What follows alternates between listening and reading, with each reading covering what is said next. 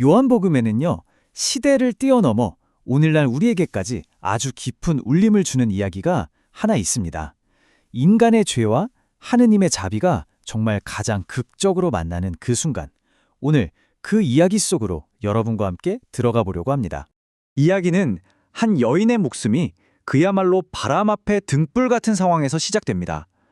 그리고 예수님께서는 어떻게 대답하든 빠져나갈 길이 보이지 않는 정말 정교하게 설계된 함정 한가운데로 걸어 들어가고 계십니다. 때는 이른 아침이었고요. 장소는 성전이었습니다. 예수님께서 여느 때처럼 사람들을 모아놓고 평화롭게 가르침을 전하고 계셨죠. 하지만 그 평화는 정말 순식간에 아주 거칠게 깨지고 맙니다. 바로 율법 학자들과 바리사이들이 간음을 저지르다 현장에서 붙잡힌 한 여인을 막 끌고 나타났기 때문이에요. 그들은 이 여인을 모든 사람이 보는 앞에서 망신을 주듯이 세워두고 그네를 예수님을 공격할 무기로 삼으려고 합니다. 근데 여기서 우리가 알아야 할 게 있어요.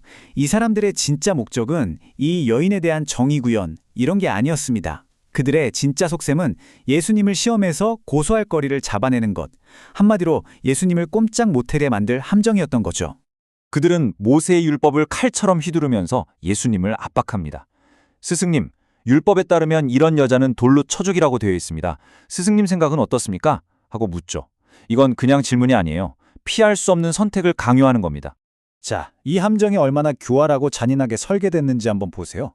만약 예수님께서 율법대로 돌로 쳐라 라고 하시면 어떻게 될까요? 그동안 가르쳐온 사랑과 자비는 전부 거짓말이 되는 거죠. 게다가 당시 사형 집행권은 로마 제국에 있었기 때문에 로마법을 어기는 게 되고요. 그럼 반대로 자비를 베풀어 용서해줘라 라고 하시면요. 이건 대놓고 모세의 율법을 어기는 게 됩니다. 이러지도 저러지도 못하는 그야말로 완벽한 진퇴양난의 상황에 빠뜨린 겁니다. 군중은 흥분해서 소리치고 고발자들은 날카로운 눈으로 예수님을 쏘아보고 있습니다. 이 숨막히는 대치 상황에서 예수님께서는 정말 누구도 예상치 못한 행동을 하십니다. 예수님께서는요, 아무런 대답도 하지 않으시고 그저 조용히 몸을 굽히십니다. 그리고는 손가락으로 땅바닥에 무언가를 쓰기 시작하셨어요. 그 시끄럽고 소란스럽던 성전에 아주 무겁고 강력한 침묵이 흐르는 순간입니다. 이 단순해 보이는 행동 하나에 실은 정말 깊고 여러 겹의 의미가 담겨 있었어요. 이 침묵은 성급하게 판단하는 대신 하느님께 지혜를 구하는 기도였고요. 또 분노에 휩싸인 군중에게는 스스로를 돌아볼 시간을 주는 것이었습니다. 발가벗겨진 채 서 있는 여인의 수치심을 조금이라도 덜어주려는 섬세한 배려이기도 했고, 동시에 고발자들에게 너희는 과연 깨끗한가? 라고 되묻는 보이지 않는 질문이기도 했습니다. 하지만 사람들은 기다려주지 않았습니다. 답을 내놓으라고 계속해서 예수님을 재촉하고 다그쳤죠. 마침내 예수님께서 침묵을 깨고 몸을 일으키십니다. 모든 사람들의 시선이 예수님의 입으로 쏠립니다. 모두가 숨을 죽이고 있죠. 과연 이 꼼짝할 수 없는 상황을 어떻게 헤쳐나가실까요? 예수님의 대답은 그야말로 판을 완전히 뒤집어 버립니다. 심판의 화살을 여인이 아닌 그 여인을 심판하려던 군중에게로 돌려버리신 거죠. 그래, 저 여자를 돌로 쳐도 좋다. 하지만 조건이 있다. 여기 모인 너희들 중에 단 한 번도 죄를 짓지 않은 완벽하게 깨끗한 사람, 바로 그 사람이 가장 먼저 돌을 던져라. 이 지혜로운 말씀 한마디에 모든 소음이 거짓말처럼 멎었습니다.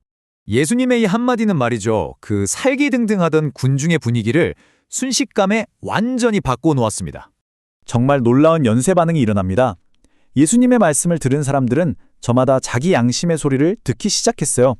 특히 살아온 세월만큼이나 자신의 허물을 더 잘 아는 나이든 사람들부터 슬금슬금 자리를 떠나기 시작했죠. 그렇게 한 사람, 두 사람 떠나더니 결국엔 모두가 사라져버렸습니다. 남을 향했던 심판의 손가락이 마침내 자기 자신을 향하게 된 겁니다. 마침내 그 넓은 성전에 예수님과 여인, 단둘만 남게 되었습니다. 예수님께서는 그녀에게 차가운 단죄와 심판 대신에 따뜻한 자비와 새로운 기회를 선물하십니다. 나도 너를 단죄하지 않는다. 라는 이 놀라운 용서의 말씀과 함께 가서 다시는 죄짓지 마라는 새로운 삶으로의 아주 분명한 초대를 하신 것이죠. 자, 이 놀라운 이야기는 단순히 2000년 전의 사건으로만 끝나지 않습니다. 오늘을 살아가는 우리에게 정말 중요한 메시지를 던져주는데요. 이 사건을 통해서 우리가 꼭 가슴에 새겨야 할 세 가지 마음을 짚어보겠습니다. 우리가 가장 먼저 기억해야 할 것은 우리 자신 역시 불완전하고 연약한 존재라는 사실입니다. 다른 사람의 잘못을 손가락질하기 전에 나 역시 용서가 필요한 죄인이라는 걸 돌아봐야 해요. 혹시 내 죄에는 관대하면서 다른 사람의 작은 허물에는 너무 날카로운 잣대를 들이대고 있지는 않은지 말입니다. 그리고 두 번째 교훈은 죄는 미워해야 하지만 죄 지은 사람까지 미워해서는 안 된다는 겁니다. 잘못한 결과만 보고 정죄하며 돌을 던지기보다 어떻게 하면 저 사람이 다시 일어서서 하느님께 돌아올 수 있도록 도울 수 있을까? 이런 따뜻한 연민의 마음으로 바라보는 게 필요합니다. 진정한 힘은 벌 주는 데 있는 게 아니라 치유하고 살리는 데 있으니까요. 마지막으로 하느님의 자비가 결코 죄를 가볍게 여기라는 뜻은 아니라는 점입니다. 예수님께서 다시는 죄짓지 말라고 아주 엄중하게 당부하신 것처럼 용서는 그냥 없던 일로 하자는 게 아니에요. 거룩한 삶을 다시 살아갈 책임이 따르는 정말 귀한 두 번째 기회인 겁니다. 이 기회를 우리가 절대로 헛되이 보내서는 안 되겠죠. 우리 안에는 다른 사람의 잘못을 기어이 찾아내서 돌을 던지려는 저 군중의 모습도 있고요. 하나님의 놀라운 용서로 새 생명을 얻은 저 여인의 모습도 함께 있습니다. 이 이야기는 2000년의 시간을 건너와 오늘 우리에게 묻고 있습니다. 당신은 지금 마음속으로 누구를 향해 심판의 돌을 들고 있습니까?